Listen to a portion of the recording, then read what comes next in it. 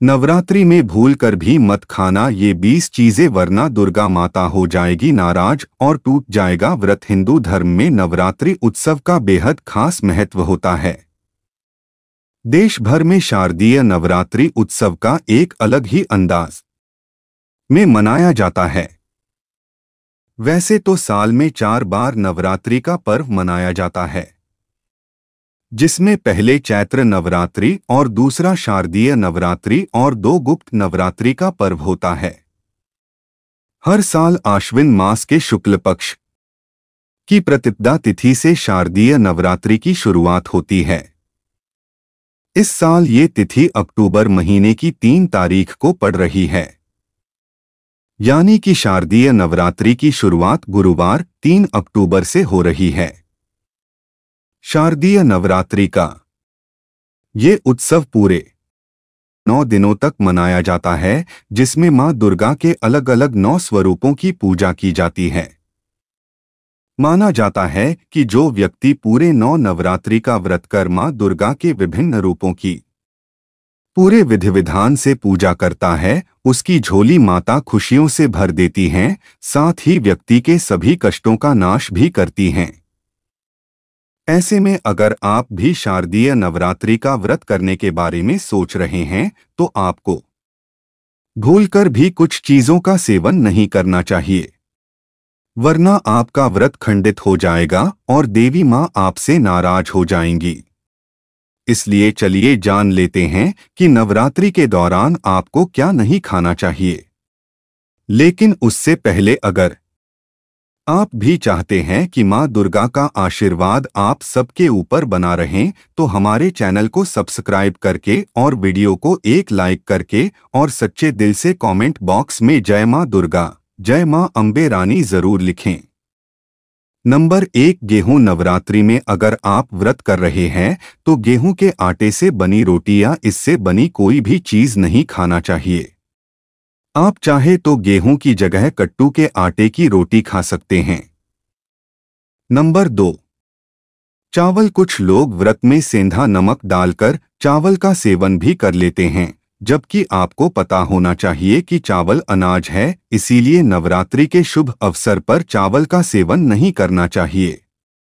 Number 3, oats. आपको बता दें कि नवरात्रि व्रत में कुछ लोग ओट्स भी खा लेते हैं, लेकिन अगर आप व्रत रखते हैं तो आपको ओट्स नहीं खानी चाहिए।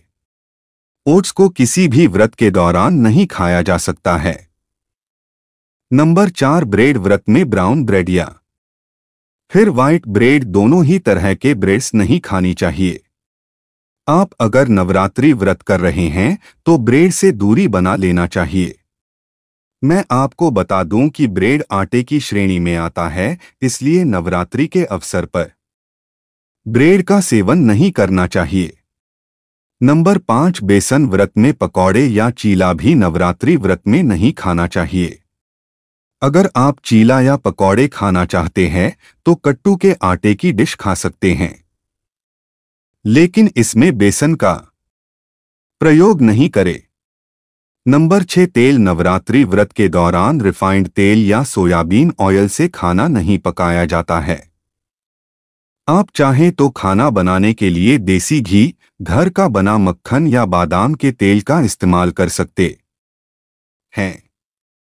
नंबर 7, टमाटर। नवरात्रि के उपवास के दौरान टमाटर का उपयोग नहीं करना चाहिए।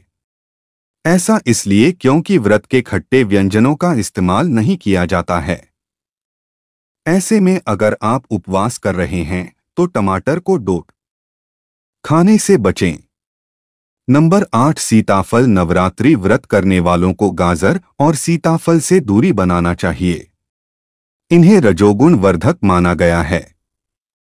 गाजर भूमि के नीचे उगती है, इसलिए इसे अपवित्र माना जाता है। जो भी चीजें जमीन के नीचे उगती है उन्हें किसी भी व्रत में नहीं खाना चाहिए। नंबर 9, लहसुन प्याज। नवरात्रि में लहसुन प्याज का सेवन भी नहीं करना चाहिए। इसे तामसिक भोजन माना जाता है। कहा जाता है नवरात्रि में लहसुन प्याज के सेवन से शरीर की पवित्रता समाप्त हो जाती है। नंबर 10 अनाज नवरात्रि व्रत के दौरान अनाज जैसे गेहूं, चावल और जई को नवरात्रि के अवसर पर खाने से परहेज करना चाहिए। इसके स्थान पर आप सिंघाड़े का आटा या कट्टू का आटा खा सकते हैं। नंबर 11 उड़द की दाल। इसके अलावा नवरात्रि में उड़द के दाल का सेवन भी नहीं करना चाहिए। शास्त्रों में उड़द के दाल को भी मांस के समान माना जाता है, इसलिए नवरात्रि के 9 दिनों में इसका सेवन नहीं करना चाहिए। इससे भी देवी नाराज हो जाती है। नंबर 12 शराब और नॉन वेज। नवरात्रि के दौरान शराब, नॉन वेज और अंडे का सेवन करना पूरी तरह से वर्जित है। इसका सेवन पाप समान माना जाता है।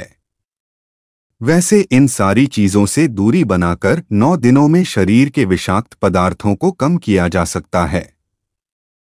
नंबर 13 बाहर का खाना। नवरात्रि के दौरान संभव हो बाहर के खाने पर भी रोक लगा देनी चाहिए। कई लोग व्रत रखते हैं लेकिन व्रत का खाना भी बाहर से लेकर खाते हैं, जो गलत है। अगर व्रत रख रहे हैं तो घर में ही व्रत का आहार बनाएं और फिर उसे ग्रहण करें। नंबर 14 मसाले। नवरात्रि के व्रत में कुछ मसालों से भी परहेज किया जाता है, जिसमें हल्दी और गरम मसाला शामिल हैं। वहीं जीरा के पाउडर भी नवरात्रि के दिनों में खाने से परहेज करना चाहिए। इसे ग्रहण करने से मां दुर्गा नाराज हो सकती है। नंबर 15 सब्जियां। नवरात्रि में कुछ सब्जियां तो खाई जा सकती हैं, लेकिन कुछ सब्जियां वर्जित हैं, जैसे कि लहसुन और प्याज को नवरात्रि के 9 दिनों में पूरी तरह से वर्जित किया गया है। वहीं लोग लौकी, पालक, आलू जैसी सब्जियों का सेवन कर सकते हैं। नंबर 16 मसूर की दाल। मसूर दाल को धार्मिक दृष्टि से अपवित्र माना गया है। इसका संबंध मंगल ग्रह से माना गया है। बताया जाता है कि इसके सेवन से मन में उग्र और तामसिक विचार का संचार होता है। आयुर्वेद में इसे रजोगुण को बढ़ने वाला बताया गया है, जबकि साधना के लिए सात्विक गुण को बढ़ाना जरूरी होता है। नंबर 17 बासी भोजन। भगवत गीता में बासी भोजन को तामसिक और रोगवर्धक बताया गया है। ऐसे भोजन को अपवित्र की श्रेणी में रखा गया है, इसलिए बासी और जला हुआ भोजन व्रत के दौरान नहीं खाना चाहिए।